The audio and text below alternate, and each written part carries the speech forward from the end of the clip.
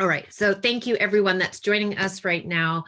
We're going to talk about Waterwise Gardening 101. And we are thrilled to talk to you about this. So we're going to go through slides for about 45 minutes. We're going to leave time for questions at the end. So please, as questions come up, don't hesitate to put them in the Q&A. You can also put questions and comments in the chat. What we're going to learn this afternoon is, well, first we're going to give you a little introduction to what the Our Water Our World program is, for those of you that aren't aware of it. We're going to also provide you an introduction to integrated pest management. We're going to talk about how healthy soil is the key to Waterwise Garden, and then growing a water efficient garden, how we do that, different tools and techniques we're going to share with you. That also includes irrigation, and then we're going to talk about some troubleshooting, and then we'll have time for Q&A. So our wonderful sponsor this afternoon is the Clean Water Program of Alameda County. And the Alameda County countywide clean water program works to protect Alameda County's creeks, wetlands, and the bay from runoff that may carry pollutants into the waterways. So related to gardening, that means avoiding chemicals that can be washed off the lawns and gardens and into the storm drains by irrigation and rain. They have a really cool newsletter that comes out. If you'd like to sign up to learn more about programs and events that are going on throughout Alameda County, similar to the program that we're presenting to you right now, please go to their website, thecleanwaterprogram.org, and sign up.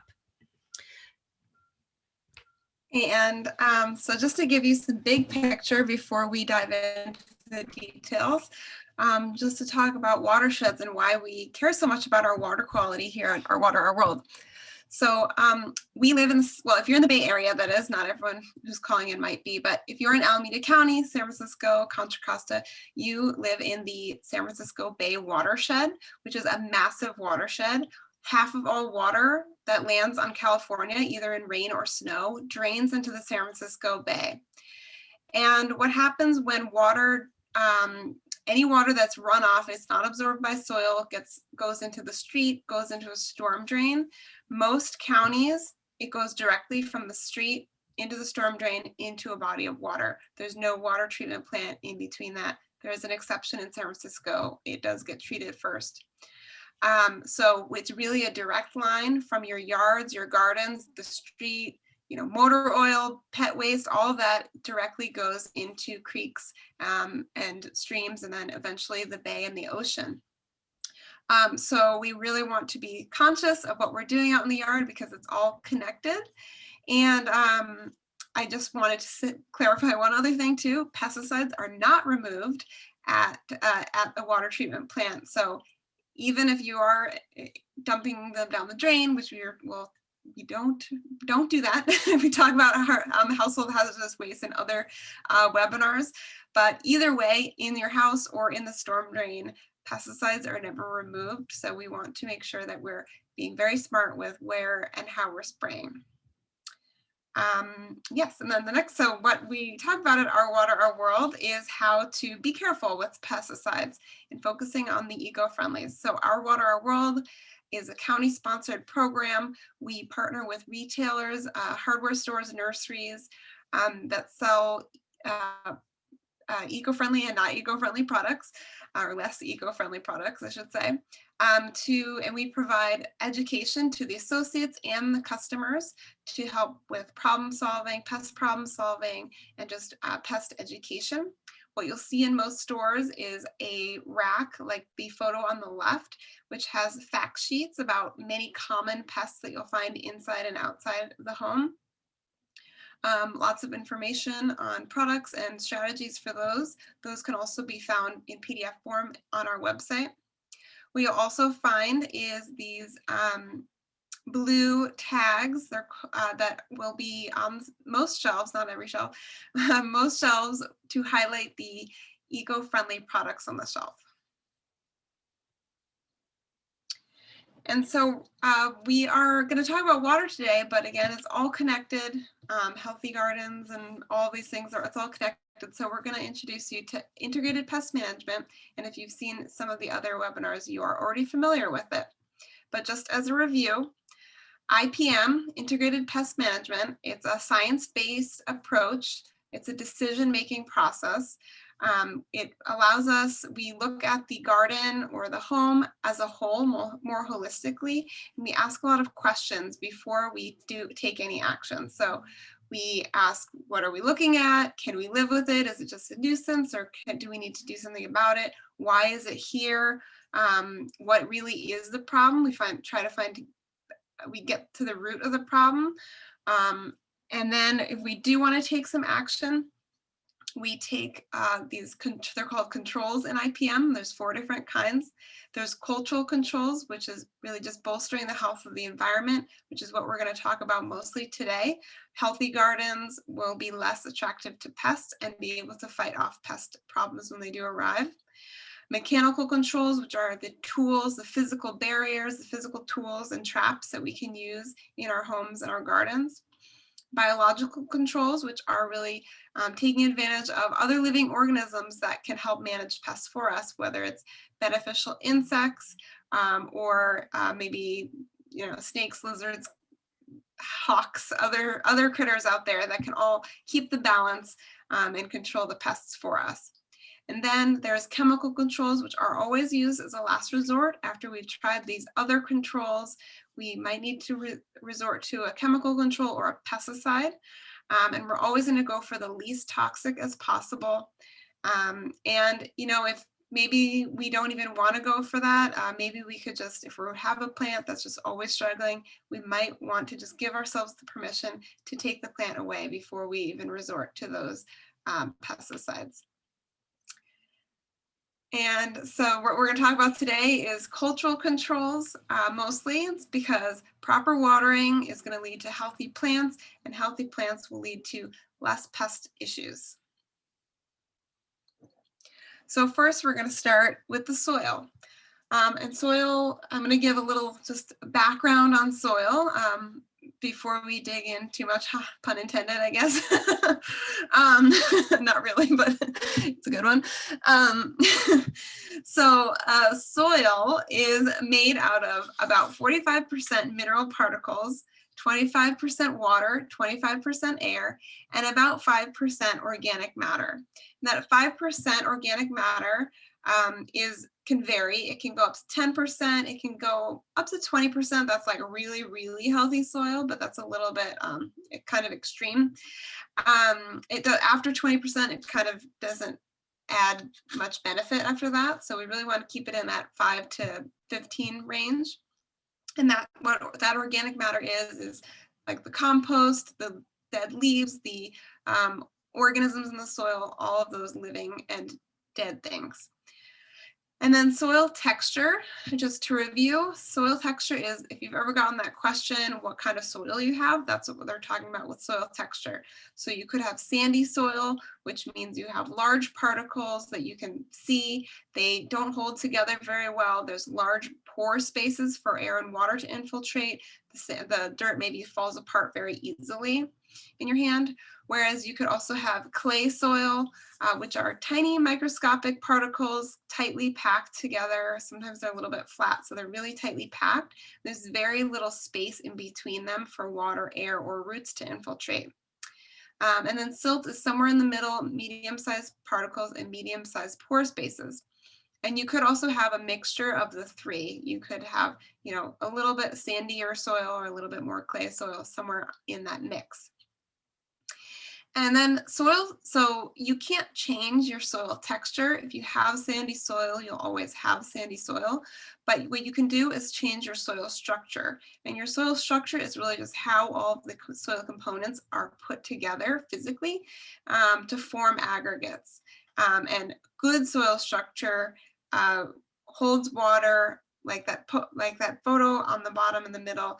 That is really good soil structure. It holds together, but it allows for air and water and roots to infiltrate. And we really want to understand what kind of soil we have, our soil texture, because when we're watering, our water moves differently through different soils. So sandy soil, as I said, there's big pore spaces. It doesn't hold well together. So water tends to just rush right through it, bringing nutrients with it. So you might have to water a little differently if you have sandy soil. And then if you have clay soil, water is difficult to infiltrate, so you're going to have to, it's going to cause a lot of pooling. Water is going to move very slowly through that soil, so you're going to have to water differently if you have that as well. And we'll talk about later how that changes your watering. So what does soil have to do with water? Again, we want to know how water is going to move through our soil. And our soil texture and structure will determine the infiltration rate. So that's the water moving down into the soil. The percolation rate, which is the water moving through the soil down lower. So as it moves through the soil lower. And then the water holding capacity is how much water your soil can hold on to and provide for your roots without being oversaturated, soggy, or being too dry.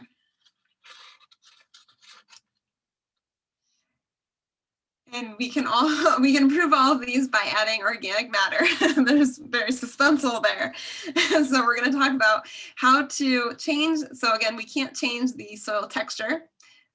But we can change our soil structure, and we can do that by adding compost. So compost is amazing. It recycles nutrients, it reduces food waste, it keeps food waste out of landfills. But in our gardens, what it does is it improves our soil health. It improves the soil structure.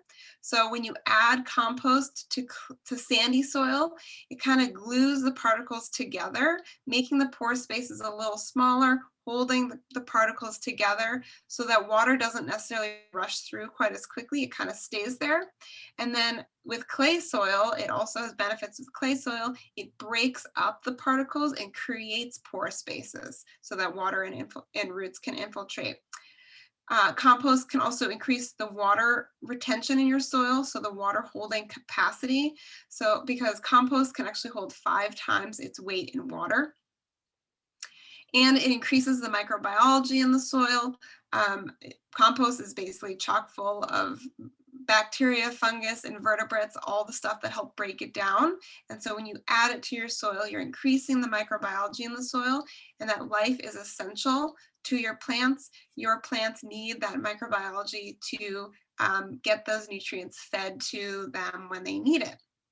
And then lastly, compost also filters out pollutants from stormwater runoff. Pretty amazing. So when you have a nice organic matter rich soil, in that 5 to 10%, 5 to 15% range that we talked about, compost is actually going to filter out like 60 to 90% of urban stormwater pollutants, which is pretty amazing.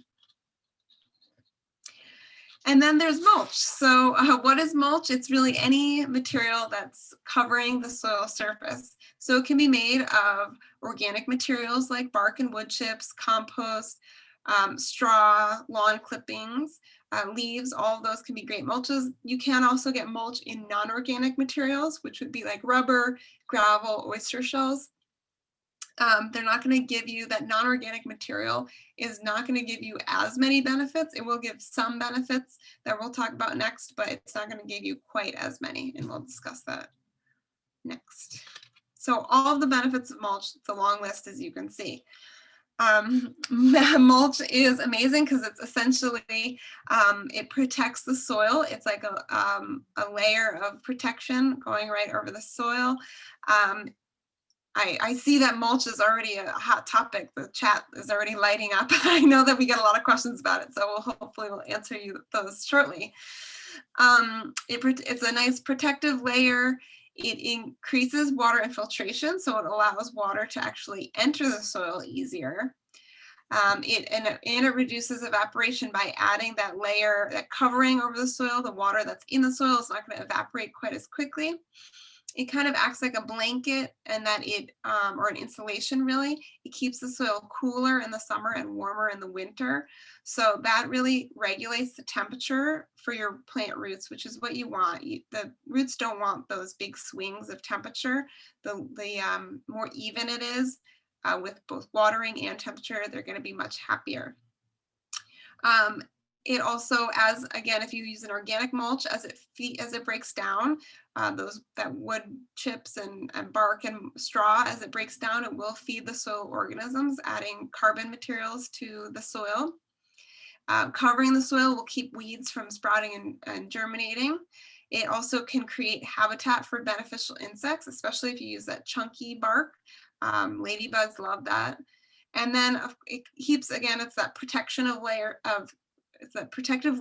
that reduces soil compaction. It makes nice spongy protection for your soil, and it keeps that soil in place so wind and rain can't pull it away quite as quickly.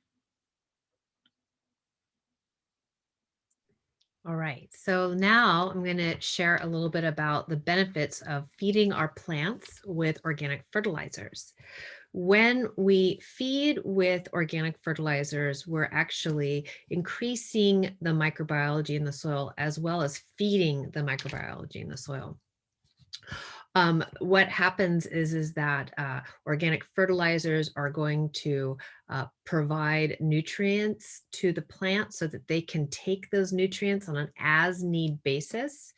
The root systems of the plants develop a symbiotic relationship with the microbiology in the soil so that it's an overall more sustainable, more healthy way for that plant to get those nutrients when it needs it. It's also going to allow that plant to grow at a more natural rate. So we're not going to see a lot of growth being stimulated or growth spurts. These growth spurts and a lot of stimulation with growth is actually going to invite a lot of pest insects such as aphids, spider mites, whiteflies, and so forth. And I can also share that with organic fertilizers, we don't have to worry about overdoing it or burning our plants. It also is not going to run off into our local waterways. Unlike synthetic fertilizers, it is going to increase the overall health of the garden. Something to keep in mind with synthetic fertilizers is that, and these are going to be products that have maybe multicolor beads or that will turn blue or green when we add water to it and then, water our plants with that fertilizer. These are going to be products that are typically very high in salts, which over time, especially during drought or summer dry, that salt has a tendency to build up in the top layer of soil because we're not really able to flush those salts through the soil with a significant amount of water. It also is going to act more like a steroid for the plant, stimulating a lot of new growth.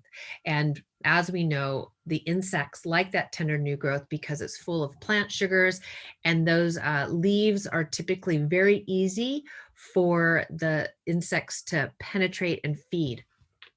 So for Waterwise gardening practices, it is always best to feed our plants with an organic fertilizer. And then from there, we want to look at how we can create a more water-wise garden, how we can grow to be more water efficient. So some things you might want to ask yourself is what types of plants do I want to include? We want to look at plants that are going to best fit our microclimates because we all have a very unique microclimate in our own backyards and our own front yards compared to others. We're going to look at choosing perennial plants as opposed to annuals because over time they can establish themselves and they will require less water and less maintenance. We're going to look at creating shade with trees and large shrubs. We're going to look at hydrozoning and what that means, which I'll share in a moment. When we are looking at adding any type of hardscaping to our gardens, such as pathways or patios, something we'd like to ask you to consider is to use permeable surfaces whenever possible, because it is going to allow the water to stay on site. It's also going to increase the health of the soil as well as the root systems of the plants. And then another question we'd like to bring up is for you to consider who's going to take care of the garden. Gardens can take a lot of work or they could be less intensive. It really depends on if that's something that you really like to get in there and you like to spend time in your garden like every day. You know, you'll go out with your morning cup of tea or coffee to inspect plants, and then maybe in the afternoon you're going out there to like do some weeding and stuff. Or is it something, is it the garden that you're going to need to hire someone to manage? So these are just things to keep in mind. And then, of course, when we choose plants, we always want to choose California natives or Mediterranean plants, because these are plants that are going to adapt to our climate right here in the East Bay. We're going to choose plants that can grow best in our own microclimate, as I mentioned. So when we can plant plants that are going to be ideal or that are going to adjust to our microclimates, then they're going to be less likely to be stressed out, which means they're going to be less likely to be prone to pest problems. So we want to always focus on the right plant for our place. We want to make sure it's the right size for the space we have, the right sun exposure, the right wind exposure, the right type of, soil drainage. If we've got heavy clay soil, we want to make sure we've got plants that can handle to have a little bit more water at their root systems. We're always going to choose pest and disease resistant varieties. And this is what I'm talking about, are like plants that are going to be maybe more prone to powdery mildew. There's a lot of powdery mildew resistant varieties on the market nowadays. And then we're also going to understand that when we do put the right plant in the right place, we are definitely saving water and going to be way more water efficient. So I like to bring up sunlight, because I understand, especially since I lived in San Francisco for so long, I always had a full sun envy, but we really want to be very realistic with the sun exposure that we have. And full sun is going to be 6 hours or more of direct sunlight. Part sun, part shade is going to be 3 to 6 hours of direct sunlight, but preferred the morning side of this. So like the before 1 o'clock, because understand the afternoon sun, if it's morning shade, afternoon sun, that afternoon sun is a lot hotter. So this is something to keep in mind. When we go to the garden center to add plants, we really want to make sure, is this a plant that says part sun, part shade, but is it a plant that could take the hot part of the day? Remember, the plants when we buy, they have these tags in them. These tags give us a lot of information, and we are going to read about them and how large they get and what the sun exposure is, and things like that. So this is going to be really helpful, but beyond that, we're going to talk to the experts at the local garden centers. Dappled sun, of course, is going to be filtered sun all day long from like maybe a trellis or the canopy of a tree. And then shade is going to be no direct sunlight. However, shade can be dark shade or bright shade. And that actually is important to keep in mind. Hydrozoning and plant selection is also going to be important. So we always want to group plants together that share similar needs, such as similar irrigation needs, similar sun needs, shade, wind, and heat. And if we have an established garden and we want to introduce some plants, we really need to match the needs of that new plant to the needs of what's already established. It's not going to help you or the new plants you're introducing. It's not going to help them to thrive very well if they're not perfectly matched for that hydrozone. And when you're either designing or looking at your garden, it's always great to look at your hardscape, and it could be, and you're going to want to increase your permeable surfaces. That's the goal if we're looking at water efficiency. And that permeable surfaces can look a lot of different ways. So it could be, brick or stones, as long as there's space in between with gravel or something for that water to infiltrate. So for example, this decomposed granite walkway, while there's a nice clear line separating the plants from the walkway, note that it's not a solid piece of like concrete over the walkway. So it actually allows the roots to move underneath the walkway. It's just decomposed granite and then the soil, and then the roots are underneath it. So when water hits either the earlier picture or this decomposed granite walkway or any other kind of permeable surface, what we really want to focus on is when there's rain or we're watering, the water is going to infiltrate through that surface, and it's going to stay in our yard. It's not going to rush off a concrete pad into the street, because we really want that water to infiltrate through, get absorbed into our soil, and be accessible for our plant roots. And that book again that Suzanne was talking about at the beginning, Plants and Landscapes for Summer Dry Climates. That's one great resource, and there's a few other resources that I'm sure are included in Suzanne's resource guide that she sent out.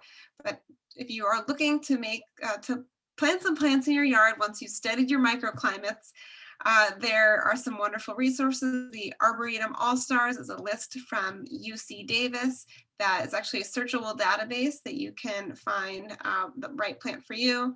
The BASCWA website has a bunch of lists like lawn substitutes that would be great for you that are more eco or water friendly. The California Native Plant Society, the local master gardeners, and then this book is also a wonderful option as well.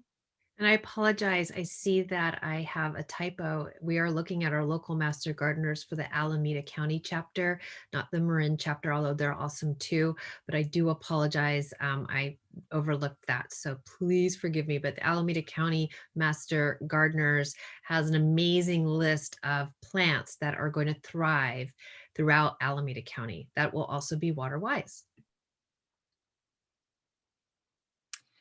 Awesome. So now we're going to talk about water, finally, in our Waterwise gardening. So when we're watering, there are some things that we need to remember. So let's see, first, new plants will always need more water than established plants. And annuals, like especially our veggies, will need more water than our perennials, especially our natives.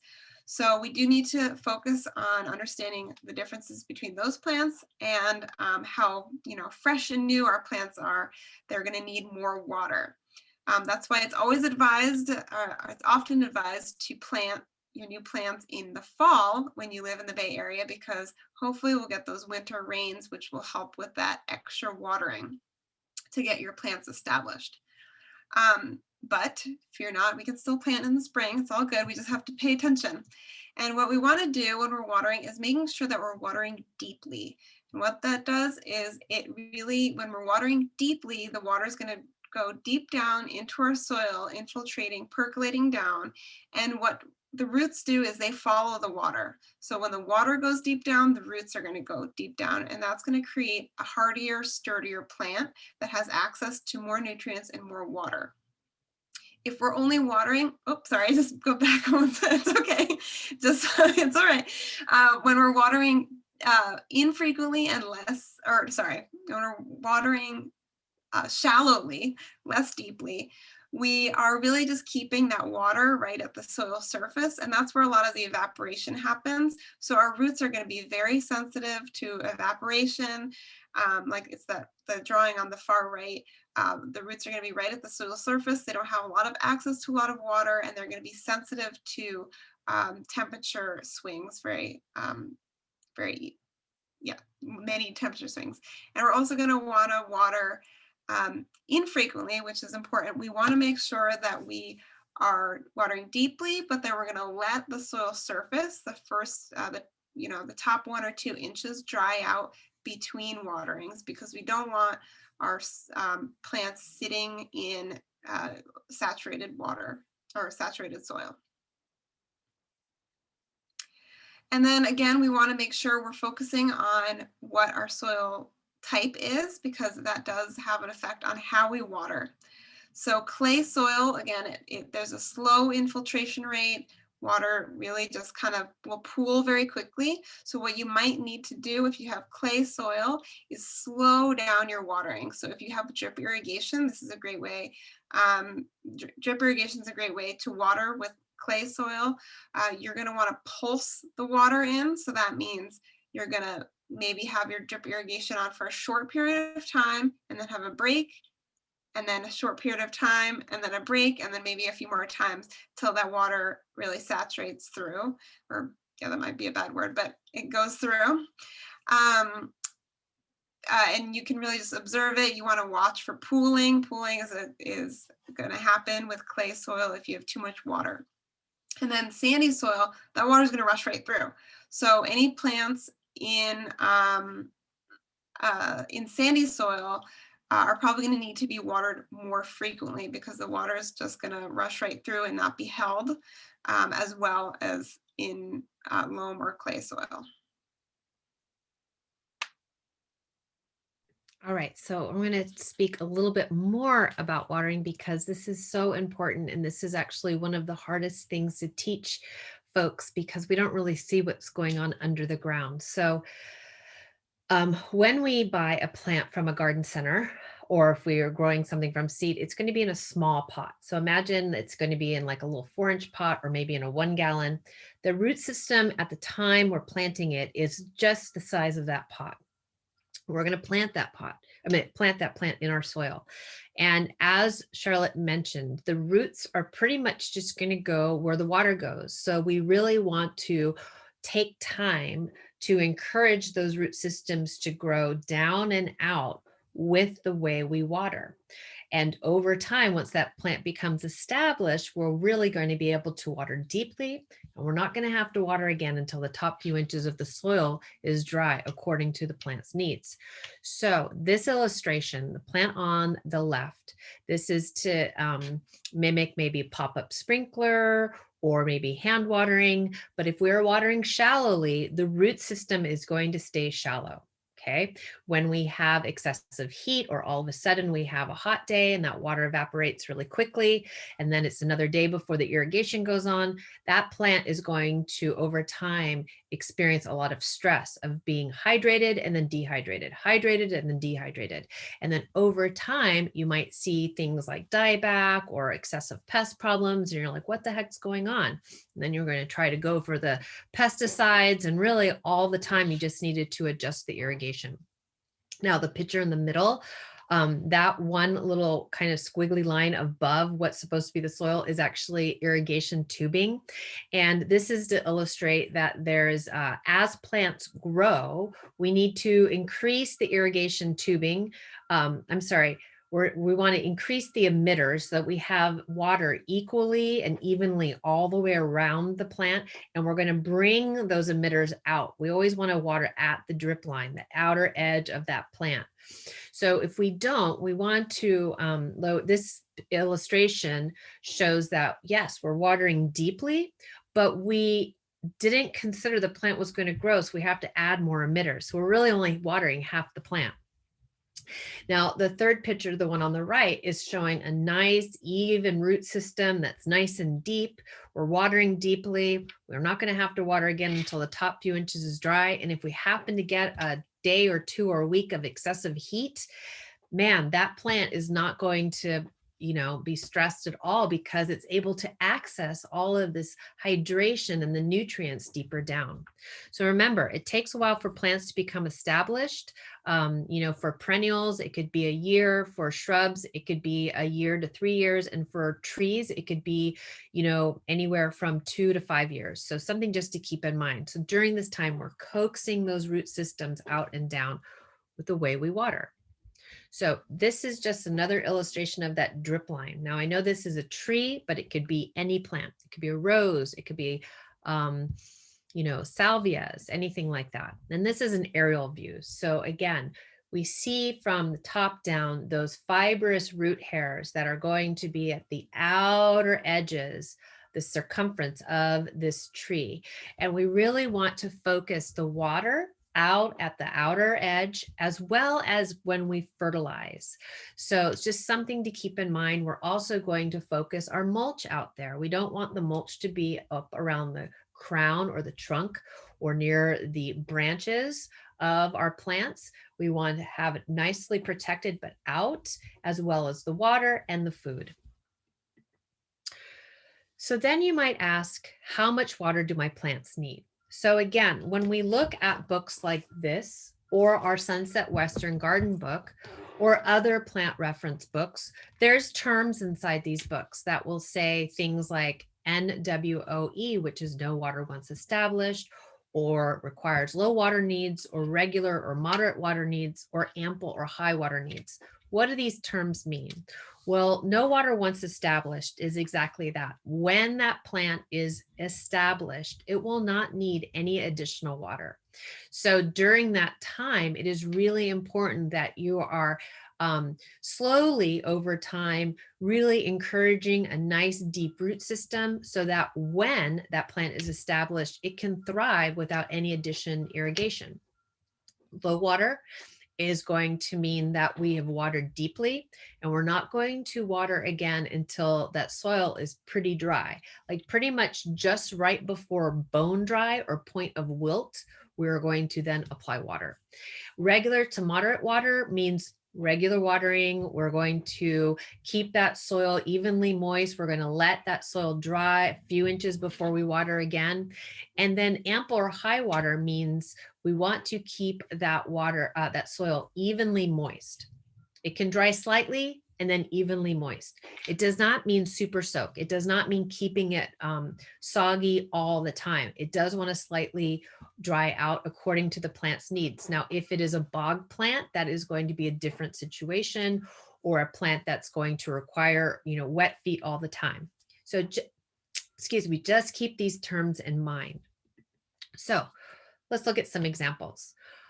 For instance, the 5-finger fern is a high water needs plant. This is going to really enjoy moist conditions. It is going to like to have regular water that's going to be deep, but it's going to really want to get watered again when that soil has just dried out, maybe an inch. Whereas the echinacea, or the coneflower at the bottom corner, is going to require moderate watering or regular watering, which means we're going to water it evenly, moist and deep, but we're going to let it dry a few inches before we water again. And something to keep in mind is you might be asking yourself, like, how much water am I applying? Or, how frequently am I watering?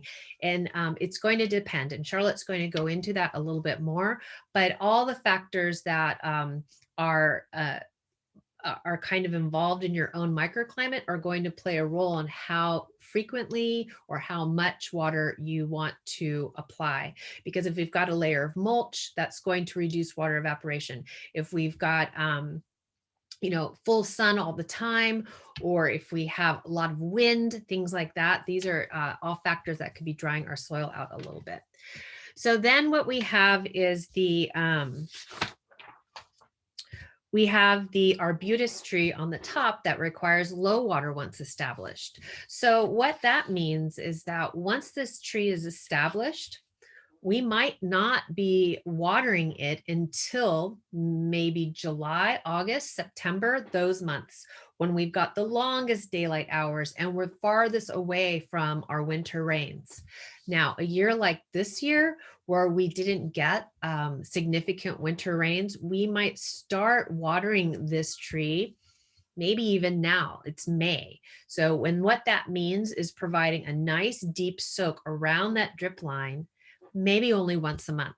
So this is what I'm talking about. We're not watering it very often, but we're watering it deeply and evenly, and we're letting that soil dry out pretty good before we water again. And then the Metalia poppy, or the Romney poppy down below, is going to be no water once established. So we can water it lightly. That means watering it evenly and making sure it's a nice thorough watering, but then we're not watering again until that soil is dry while it becomes established. And we really do not want to water it that much. I have personally killed them by accident because I just can't believe that we really don't need to water this plant. It does not want any attention. Just let it, just whenever you think about it, maybe once a month, just give it a little water until it's established, and then bam, no water. So hopefully that is really helpful.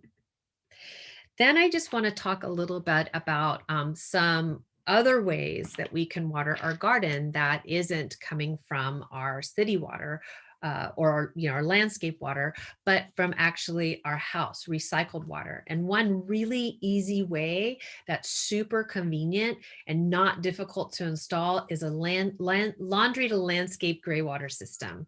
So there's no permit required. I'm not sure if there's any rebates available in Alameda County, but you can check with your city and see if there's any rebates for installing laundry to landscape. I know that laundry to landscape gray water systems are really getting more popular. They're on the rise. Super easy. There's just a couple things to keep in mind. One, your washing machine has to be against the wall that goes to the outside. So in the picture, in the illustration above, the washing machine is on one side, the outside garden is on the other side of that wall. Because we're just going to drill a hole through that wall that can allow the irrigation to go out to the garden. We're also going to install a three-way valve so that now we have a choice between having the water go out to the garden, or it can go to the sewer as it is currently. The other thing to keep in mind is that your washing machine needs to be above the grade of the garden. We don't want to put any strain or stress or pressure on that washing machine. It is not going to be able to pump water up a hill. So it has to be at or below grade. So, the garden has to be below the grade or at grade of the washing machine. And then we just need to change the soap that we use. We want to make sure that the laundry soap we use when we are going to be bringing the water out to the garden is going to be a gray water friendly soap. That's going to be a soap that's not going to be high in salts. It's going to be plant friendly. That's going to be appropriate for watering plants in the garden for a laundry to landscape gray water system. Now, for more information on laundry to landscape gray water systems, check out the Urban Farmers Store, which is an irrigation supply store in the Bay Area. They have a lot of amazing information on their website, as well as Gray Water Action. Gray Water Action, they actually wrote the codes for gray water usage for the state of California. So they're really the pros and the experts. And then for a manual, a PDF of this laundry to landscape installation manual, you can find it at the San Francisco PUC sfwater.org website. And then when it rains, we really want to keep as much rain on site as possible. And the best way to do that is with rain harvesting or rain catchment systems. The picture on the left is just a regular 50-gallon rain barrel that you can get rebates for. They're super common. You see them at a lot of the local hardware stores. That's what I have at my house. But since 1 inch of rain over 1,000 square foot surface, such as your roof, since it could capture up to 625 gallons of water, that 50-gallon rain barrel gets filled up really quick. So nowadays, there's these amazing catchment systems that are really designed for more of an urban environment where they're slim and they go maybe along the side of a house or along the side of a fence line, and they are going to be able to hold larger volumes of water. So I'd just like to introduce you to these concepts if you're not familiar with them, and you can get more information on the rain harvesting systems at the Urban Farmer store or your local farming supply. All right, and then another way to, or one way to water your garden, which maybe some of you have because a lot of you seem to have systems already set up, is drip irrigation. And drip irrigation is fantastic because it's super, super efficient and very customizable for your garden. So it's drip emitters that go right on top of the soil surface, right where you need them. So the water will go directly from the emitter into the soil and not go into the air like a sprinkler. So super efficient. You can be very, you can make it as localized. You can really put the water where you want it to go. As Suzanne was saying, you want it to go at the drip line. So you're going to put that drip irrigation at the drip line because that's where you want it to go. As I said, less water evaporation. There's also going to be less weeds because that water is, again, going exactly where you want it to go. And so it's only going to go right to the plants that you want to get that water. And they often come with a timer, or they do come with a timer, so you can set them to go off when you want them, which would preferably be early in the morning. So that's when the air and the soil are cooler. So again, less evaporation, and you don't have to get up at 6, 7 in the morning to turn that on. And you can set to multiple start times, which is helpful when you have, for example, that clay soil that needs to be watered a few times over a morning. And I wanted to just touch on, I saw a few questions in the chat, and Suzanne mentioned it as well. Some of you are asking, what's infrequent?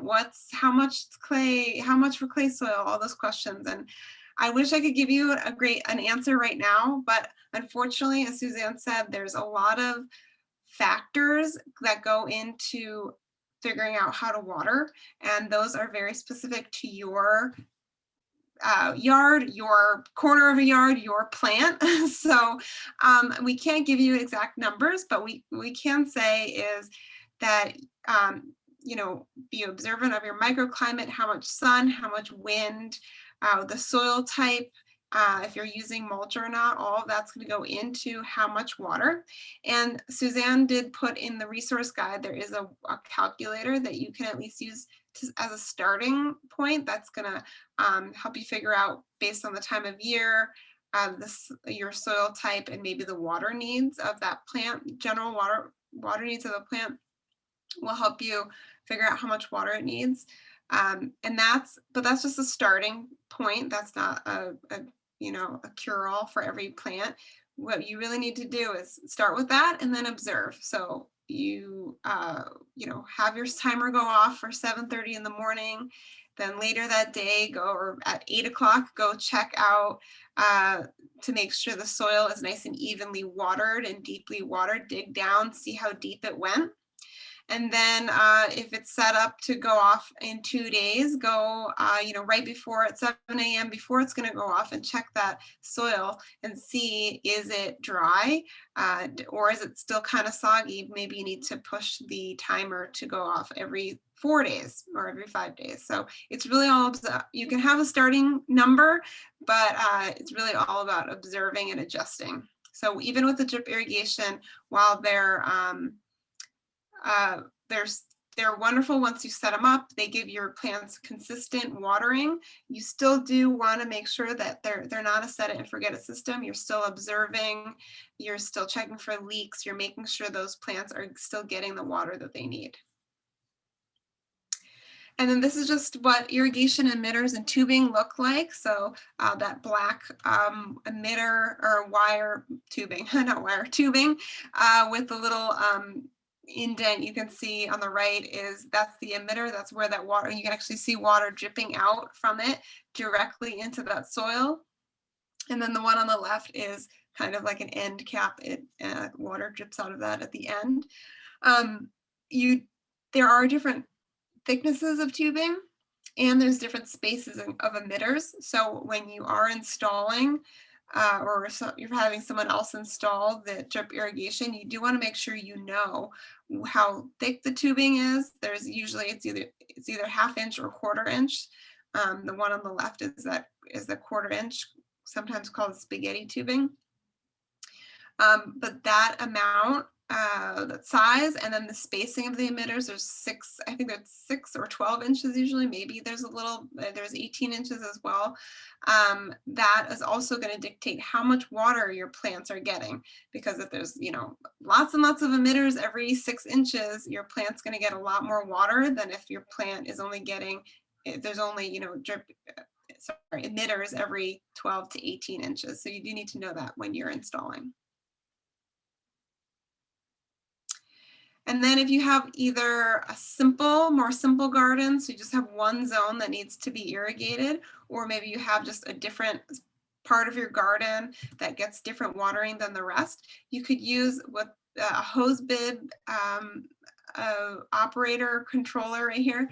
That's really just for single zone. So it just goes right, attaches between the nozzle, the faucet that comes out of the house, and then right onto the hose or the drip irrigation, and it will turn it on and off as you need it. But it's a much simpler way if you just have a very simple garden that has one hydro zone.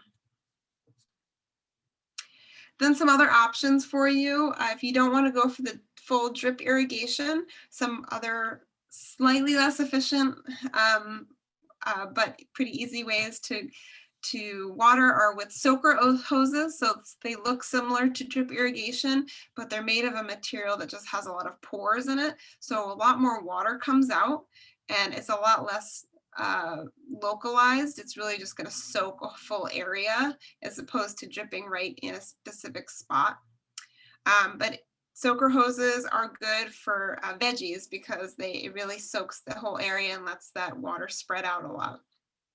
And you can also put it on a timer like a drip irrigation.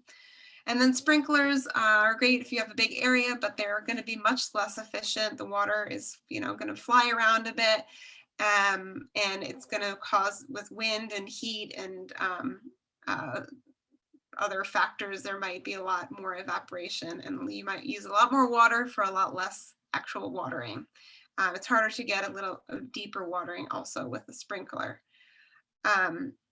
But I recommend always, if you do have a sprinkler, always use it early in the morning. Is going to be better because it's going to be cooler, and there's going to be less wind. So you don't want to use a sprinkler when it's windy out.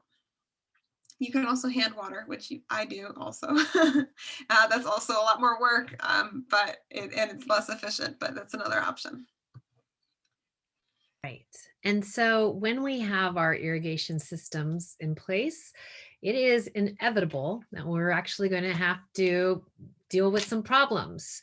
So, critters can come and choose on those emitters, and they could pop off, or maybe a lawnmower has crossed, the PE tubing, or maybe we're digging a hole for a new plant and we slice the PE tubing with our shovels. Anyway, it's just nice to inspect our irrigation systems periodically to make sure, lo and behold, we just don't have a geyser going off somewhere. Because if we do have a break in the system, one area of the garden can be getting super soaked while another area of the garden is not getting any water at all because of the break in the system. And it is always good to have some repair fittings on hand. So these are not expensive. They're also not to scale, because these pictures, this just gives you an idea, but these pictures are not to scale. But goof plugs, you always want to have some goof plugs in your gardening bag, because this is a way we can plug any holes that may have occurred. And then of course, compression fittings. So if we did slice that PE, we can cut it and we can repair it. Something I just wanted to add in regards to the irrigation and how much time we put our irrigation on is, remember when, I'm just going to go back to Charlotte mentioned these emitters. The emitters are going to allow water to come out at a certain rate. It is really important that is this a 1 gallon per hour emitter? Is it 2 gallon per hour emitter? Or is it letting water only half a gallon per hour? So regardless of what the emitters are, it's really important that you understand how much water is coming out. And that's also going to dictate the amount of time, because 15 minutes for half a gallon per hour emitter is a lot different than 15 minutes for a 2 gallon per hour emitter. Hopefully that makes sense. So now we're just going to look at a couple of things that are not ideal in the garden. So we have this Camellia, there's some PE tubing, but what you're going to notice is right there, that's where the emitter is. And so this was set up. And then if you look, if that's at 3 o'clock, if you look at 9 o'clock, you see something with a little bit of a kind of an olivey green emitter. That's on that spaghetti tubing that Charlotte was speaking about. This is pretty much set up when they first planted this camellia. It was most likely a 5-gallon plant, and that camellia is pretty big. So we really wanted to bring that camellia, that irrigation, much farther out and around the drip line of that plant, not just right there. And so this is also a brand new planting. One of our guests that were on our program before emailed me after listening to the program saying, I just had this amazing, installation. These are definitely beautiful. They're in the right place, right plant for the right place. The soil was amended. Everything was done right. However, when the irrigation was set up, the emitter was right there at the crown. And it's hard to see, but there's a little bit of a watermark about 3 inches up. That's how high the mulch was, as well as the weed barrier was all the way up around the crown. So thankfully, she had a little investigation and adjusted it. She's since plugged that emitter, removed it, plugged it, and then brought emitters out around so that there could be even water provided for her trees as they become established. So get curious. I'm not here to badmouth any landscapers or gardeners out there that you might hire, but we all make mistakes and we all don't know everything. I mean, I certainly don't. So get curious and go check out what they're doing out there, and tell them to join one of our classes. All right, so just to wrap up, Waterwise Gardening, we're going to focus on our soil. We're going to add organic matter in the form of compost, which will increase our water holding capacity and our soil's ability to keep that water available for our root systems. We're going to use mulch, especially organic mulches, to reduce evaporation. We're going to water deeply and infrequently, not shallow and often. And we're going to really observe our plants and our watering, making sure we are checking to see it's going deeply. We're going to focus water at the drip lines of plants, trees, and shrubs, not at the crown. And we're going to see what kind of rebates we can find for maybe some high efficiency irrigation systems or removing our lawns, which we might have some information on next. And then some more online resources for you, mostly about pests, but also about just general gardening as well. The Our Water, Our World website just got a little bit of a facelift, so it looks really great. It's a really wonderful place. If you have some pest questions, we have our fact sheets there. We have a list of all the stores that we partner with. And a list of less toxic products as well. And then the UC IPM website is a really amazing resource for you if you do have pest issues or your plants are just not looking the way you'd like them to. This is a great way to investigate what's going on. They have this amazing resource. I kind of compare it to the WebMD symptom tracker. If you don't really know what's going on your plant, you can investigate what the damage is, what other signs you might have on your leaves or the branches, what your plant looks like, maybe what your plant is, will help you determine what could possibly be going on there. Is it a fertilizer issue? Is it a fungal disease? Something like that. So it's really super helpful website. And then for all those handy dandy rebates that Charlotte just mentioned, one great resource is East Bay Mud. East Bay Mud has a whole list of amazing rebates that you can check out and take advantage of. I also know other cities around Alameda County have their own rebates, so check that out as well. There's a lot of great resources out there ready for us to start saving water around our gardens and our homes. It's amazing. So I'd just like to say thank you so much for joining us. You all have been awesome and very patient. We did go a little over time because of my minor little hiccup at the beginning with the tech issues, but hey, I hope that this program was really informative and that you got a lot out of it. we are here to support you. So please, we're going to go through your questions now, but for those of you that have to jump off, or if you have questions that come up later, please don't hesitate to reach out to me, Suzanne Bontempo, Suzanne at Plant Harmony, or Charlotte Canner at info@earthally.com, and follow both of us at on Instagram, because we both have a lot of fun stuff to share. So with that, let's take care of some of your questions. Awesome. And let's see, thank you